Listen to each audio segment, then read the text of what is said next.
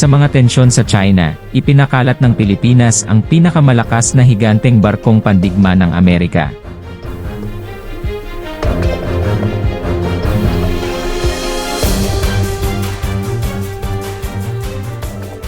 Isang US aircraft carrier ang bumisita sa Pilipinas noong Martes, ang pangatlo sa naturang tawag sa loob ng 4 na buwan, dahil binanggit ng commander nito ang pangmatagalang presensya ng Amerika sa isang rehiyon kung saan ang mga layunin ng militar ng China ay nagpapataas ng tensyon. Dumaong sa Maynila ang nuclear-powered na USS Ronald Reagan, matapos maglayag sa pinag-aagawang South China Sea bilang bahagi ng isang misyon na nilayon upang bigyan ng katiyakan ang mga kaalyado ng Washington sa lugar. Inaangkin ng China ang halos buong dagat, kung saan dumaraan ang trilyong dolyar sa kalakalan taon-taon, kasama ang mga partial claims mula sa Brunei, Malaysia, Pilipinas, Taiwan at Vietnam. Umani ng batikos ang Beijing matapos nitong maglapag ng mga bombero noong nakaraang buwan sa isang pinagtatalunang isla sa karagatan, at lumabas ang mga ulat na naglagay ito ng mga misil sa isa pa. Ang commander ng US carrier, Rear Admiral Mars Dalton, ay nagsabi sa mga reporter na nakasakay na ang pagbisita ay sinadya upang ipakita ang dedikasyon ng Amerika sa rehiyon. Ang mga bansang nag-aalala tungkol sa pangako ng US ay maaaring tumingin sa patuloy na nakagawiang presensya ng Ronald Reagan Strike Group bilang katiyakan, sabi ni Dalton.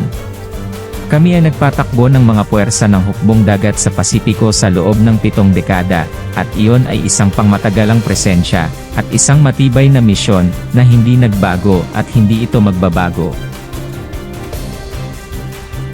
Ito ang ikatlong pagbisita mula noong kalagitnaan ng Pebrero ng isang carrier ng sasakyang panghimpapawid ng Amerika sa Pilipinas o kalapit na mga katubigan, at dumarating habang ang Manila ay hindi nakikipag-ugnayan sa Beijing sa South China Sea.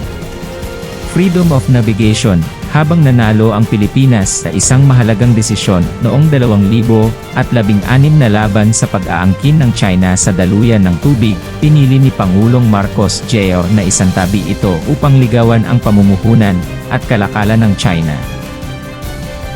Ang Reagan, na ang haba ng halos 1,100 talampakan, 335 metro, ay lumampas sa taas ng Eiffel Tower, ay nasa 4 na araw na pagbisita sa Pilipinas. Ang Nimitz-class na supercarrier ay naglalayag na may 5,500 sailors at higit sa 70 sasakyang panghimpapawid.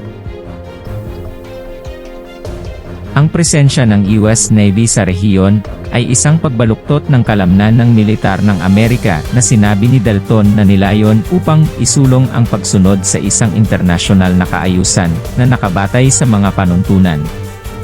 Binatikos ng Pentagon ang panakot at pamimilit sa pinagtatalunang daluyan ng tubig, kung saan ang hukbong panghimpapawid ng China ay naglapag ng mga long-range bombers sa unang pagkakataon na inilagay ang buong Timog Silangang Asya sa kanilang saklaw. Ang gobyerno ni Duterte ay nahaharap sa panggigipit sa kanilang tahanan na maging mas mahigpit sa Beijing, lalo na matapos lumabas ang mga ulat ngayong buwan na kinuha ng mga tauhan ng Chinese Coast Guard ang huli ng mga mangingisdang Pilipino sa pinag-agawang dagat.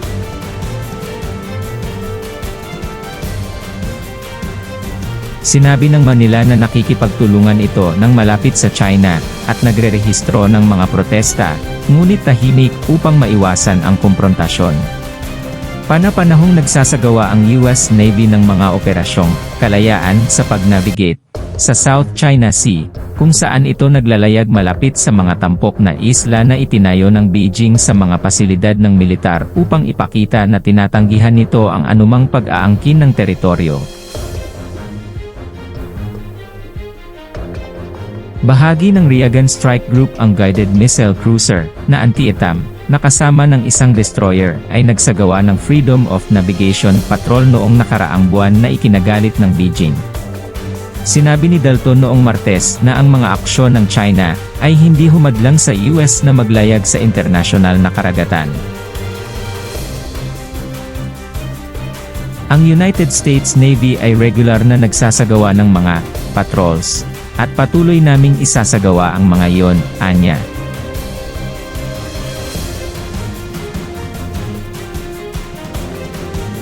Panapanahong nagsagawa ng Freedom of Navigation Operations, FONOPS, ang US Navy, at iba pang mga Navy sa South China Sea, upang igiit ang prinsipyo ng kalayaan sa pag-navigate sa mga internasyonal na karagatan at hamunin ang kanilang tinitingnan bilang labis na pag-angkin ng teritoryo na ginawa ng China sa rehiyon.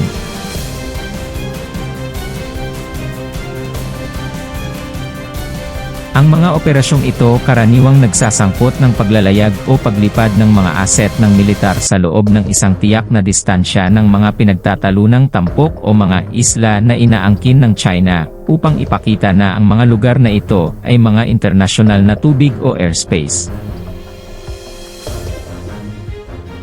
Ang China ay nagtayo ng mga pasilidad ng militar sa ilan sa mga tampok na ito sa South China Sea, na nagdulot ng mga alalahanin sa iba pang mga bansa sa rehiyon at sa internasyonal na komunidad.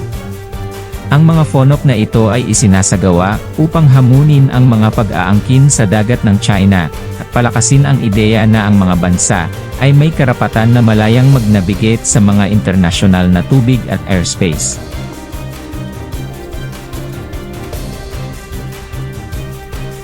Ang mga operasyong ito ay pinagmumulan ng tensyon sa pagitan ng Estados Unidos at China, at bahagi ng mas malawak na geopolitical dynamics sa South China Sea, na isang rehiyon na may magkakapatong na pag-aangkin sa teritoryo ng maraming bansa, at isang makabuluhang lugar para sa pandaigdigang kalakalan at komersyo.